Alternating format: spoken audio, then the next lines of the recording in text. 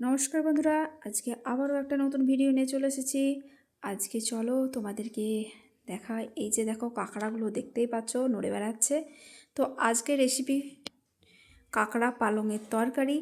তো চলো কিভাবে বানাই সেটাই তোমাদেরকে দেখাচ্ছি। তো প্রথমেই দেখো, আমি প্রত্যেকটা সবজি ভালো করে কেটে ধুয়ে পরিষ্কার করে নিয়েছি।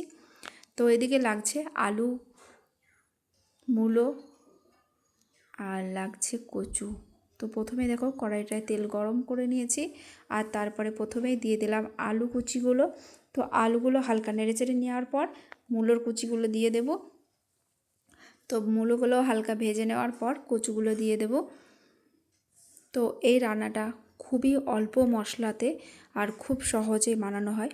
তো ঝটপট করে আমিও ভাবলাম আজকে নতুন ট্রাই করেছি, আর এটা খেতে ভীষণ ভীষণ ভালো হয়েছে।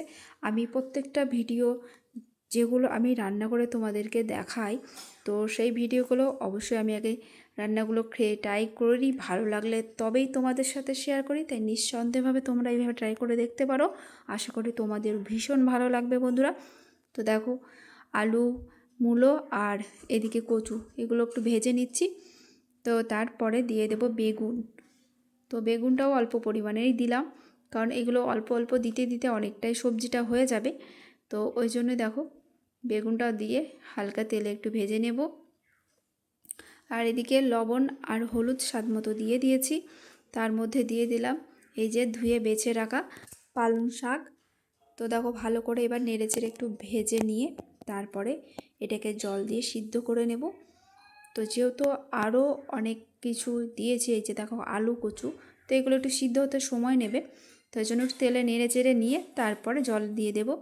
আর আমি যেভাবে রান্নাটা করছি, তোমরা চাইলে এইভাবে রান্নাটা করতে পারো, খেতে খুবই সুন্দর হয়। সব দিন তো মাছ মাংস খেতে আমাদের ভালো লাগে না, তো একটু শাকসবজির মধ্যে গেলে এভাবে রান্না করে খেতে পারো। এদিকে কাঁকড়াটাও খাওয়া হয়ে যাচ্ছে, আর তার সাথে সবজি। তো অনেক সময় কি হয় আমাদের, আলাদা আলাদা রান্না করার সময়ও থাকে না। তো তোমরা এইভাবে একসাথে বানিয়ে খেতে পারো, দুটোই একসাথে খাওয়া হবে আর অনেকটা ঝামেলা কমে যাবে বলতে পারো। তো যাই হোক, তো দেখো সবজিটা ভালো করে আমার কষিয়ে নেওয়ার পর জল দিয়ে দিচ্ছি পরিমাণ মতো। তো এটা সেদ্ধ করতে যতটা পরিমাণে জল লাগে ততটাই দিয়ে ঢাকা চাপা দিয়ে সিদ্ধ করে নেব। আর তার সাথে কটা চেরা কাঁচা লঙ্কা দিয়ে দিলাম এর মধ্যে। আর এদিকে মশলার জন্য করে নিচ্ছে, এই দেখো 1 ইঞ্চি আদা আর রয়েছে 4টে কাঁচা লঙ্কা, তো এটাই বেটে নেব। তো এইদিকে দেখো সিদ্ধ হয়ে গেছে। তারপর মশলার জন্য এই যে ধুয়ে আবার কড়াইটা পরিষ্কার করে তেল দিয়ে দিয়েছি। তো প্রথমে কাঁকড়াটা ভেজে নেব, আর কাঁকড়া আমি ভেজেই রান্না করি। তো তোমরা চাইলে এইভাবে আর কি সবজির মধ্যেই দিয়ে দিতে পারো ডাইরেক্ট, সেটাও খেতে ভালো লাগে। কিন্তু আমি এইভাবে করে খেয়ে দেখেছি, এটা বেশি ভালো লাগে। তো তোমরা পারলে এইভাবে ট্রাই করো। তো এই যে দেখো, কাঁকড়া তো বেশি ভাজতে সময় লাগে না, তো সেটা ঝটপট করেই হয়ে যায়। তো হালকা একটু নেড়ে চেড়ে নিয়ে এই যে তার সাথে একটু লবণ হলুদ দিয়েছিলাম। তো ভাজা হয়ে গেছে, এবার কাঁকড়াটা তুলে একদম শাকের যে সিদ্ধ করে নামিয়ে রেখেছি তার উপরেই দিয়ে দেব।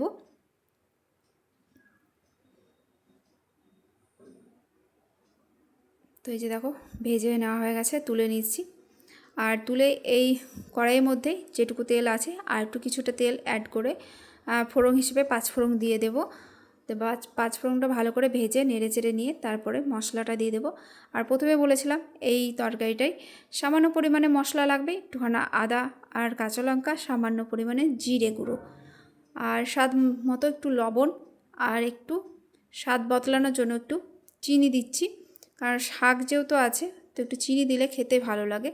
আর চিনিটা যদি তোমাদের ইচ্ছে না হয় অবশ্যই এটা অ্যাভয়েড করতে পারো। তো এই যে দেখো, মশলাটা দিয়ে দিলাম, একটু বাটিটা ধুয়ে জল দিয়ে ভালো করে মশলাটা কষিয়ে নেব। আর এই রান্নাটা খুবই খুবই অল্প সময়ের মধ্যে হয়ে যায়, শুধু হাতের কাছে একটু জোগান করে নিতে হবে, তাহলে খুবই অল্প সময়ের মধ্যে আর কি ঝটপট করে বানিয়ে ফেলতে পারবে। আর সকালবেলায় এই রান্নাটা বেশ খেতে ভালো লাগে, গরম গরম ভাতের সাথে এরকম করে খেয়ে দেখবে, মানে কি বলবো, নেক্সট আবার কবে করবে সেটাই ভাববে তোমরা। তো যাই হোক, তো আমার এই দেখো মশলা ভাজা হয়ে গেছে। তো মশলার উপরেই দিয়ে দিলাম কাঁকড়া সহ একদম পালং শাকের তরকারিটা। তো এটা কিছুক্ষণ ফুটলে আর কি রান্নাটা আমার কমপ্লিট হয়ে যাবে। তো বন্ধুরা ভিডিওটা কেমন লাগলো অবশ্যই কিন্তু জানাতে ভুলো না। আর এরকম নতুন নতুন রেসিপি পেতে তোমাদের অবশ্যই কমেন্ট করে জানাতে হবে যে তোমরা কি রেসিপি দেখতে চাও। তো অবশ্যই আমি চেষ্টা করব। তো এই যে দেখো ঝোলটা ফুটে এসেছে আর দেখতে কত সুন্দর হয়েছে দেখো বন্ধুরা। আর ঝটপট করে বানিয়ে ফেললাম, তোমরা দেখতেই পেলে। তো আমার রান্নাটা কমপ্লিট, গ্যাসের ওভেন বন্ধ করে দিয়েছি। তো ভিডিওটা কেমন লাগলো অবশ্যই জানাবে, লাইক কমেন্ট শেয়ার করে দিও। ভালো থেকো, সুস্থ থেকো। আমার এই ভিডিওটা দেখার জন্য সবাইকে অসংখ্য ধন্যবাদ। সবাই ভালো থেকো, টাটা।